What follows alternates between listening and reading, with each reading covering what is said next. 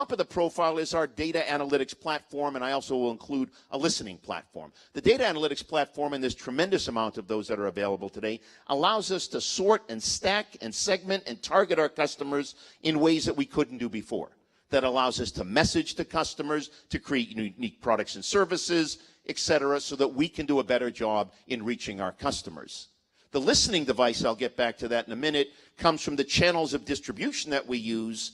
And it would be my humble observation that our job as businessmen and women is not just to sell products and services, but is to listen very carefully to our customers, because they will tell us what type of products and services they want to buy. They will tell us how they want to buy them. They will tell us where they want to buy them. They will tell us how much they're willing to pay for them, because they're more savvy than they ever were before.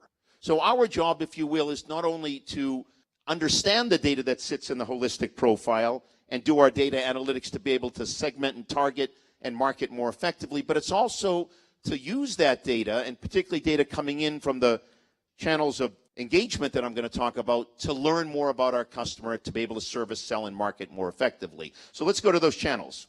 I've identified what I call 4 customer engagement channels. They're not all digital. One of them is your good old traditional media channel, face-to-face meetings, telephone calls, direct mail, advertising, offline surveys, all of these types of things that are very, very important and will continue to be important as we move forward in the future. And if we're clever and we do our call reports or our trip reports, or we take the survey results, we bring them down into our profile and attach it to the customer and use our data analytics, well, maybe we can come out with better targeted phone calls, more relevant surveys, better face-to-face meetings where we are talking a language that makes more sense to that customer. The second customer engagement channel is that of social media. Most people think of it as the public social media, Facebook, Twitter, LinkedIn.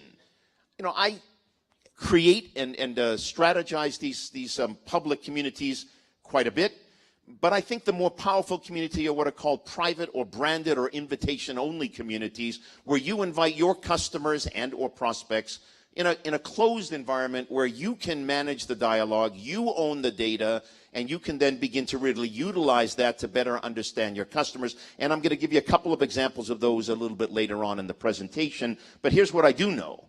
If we listen carefully to our communities and we harvest the social insight coming from those communities, what people say, and we then take that information and bring it down into our holistic profile and put the data analytic layer on top, we can come back out with better threads, with better forums, with better contests, with better discussion groups inside our communities. So you see how we're beginning to use the kind of to and from, which is why these arrows show 2 different ways. They come down into the profile and back up in our customer engagement channels. The third channel is that of e-commerce. And by the way, as we move from your left to right, we're becoming increasingly digital. This is very important. The e-commerce channel is almost all digital. These are the people that are coming on the website. These are the people that are using the portals. These are people that are using, the old traditional shopping cart. These are people that are using search. These are next best offer. This is all being done in the e-commerce way. And every time the digital customer on an e-commerce site does something, we can monitor, measure, gather, and analyze it. And if we do that cleverly and bring that information down into our profile by that individual, and we listen to what they did, we can then use our data analytics to come up with a better website, a better portal, a more relevant search, a more capability of next best offer, etc. And the last channel becomes a little bit further out, if you will, the emerging technologies. Most of us know this as a mobile app. That's very, very important.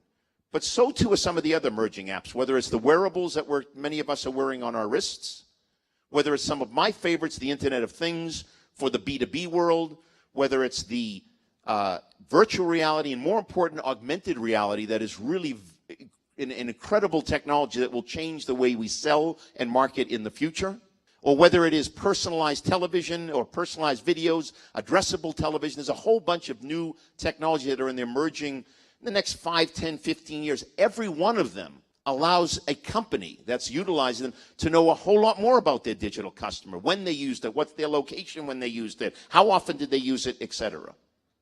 And all of these are examples, once again, if we listen carefully, to learn more about the customer, put it down into the holistic customer profile, and come back out with more relevant mobile apps, more relevant wearable products, more relevant Internet of Thing app sensors, etc. So I'm painting a bit of a message that says, if we're clever, we are building a solid base of our holistic profile based on our traditional or more transactional data, ERP, POS, loyalty, our CRM data, and our third-party data. We're linking that data together with some of the great new tools into a profile, but long before we call it a very holistic profile, we're clever enough to understand offline is not good enough. We must integrate online and offline, and therefore the tools like identity resolution become very, very critical in that mix. We then take that data, we leverage it using our data analytics tools to better segment and target and understand our customers. And then we come up through our 4 customer engagement channels: traditional, social, e-commerce, and emerging technology, with the best products and services we think make sense. And then we do a very good job listening to customer feedback that will tell us how we should adjust our products and services, where, when, at what price, how often, etc., so we can be more in line with the digital now customers' needs. There's one other point, and by the way, if we do that correctly, it's my observation with all of our customers that acquisition and retention and growth will happen. And that's the goal we're shooting for.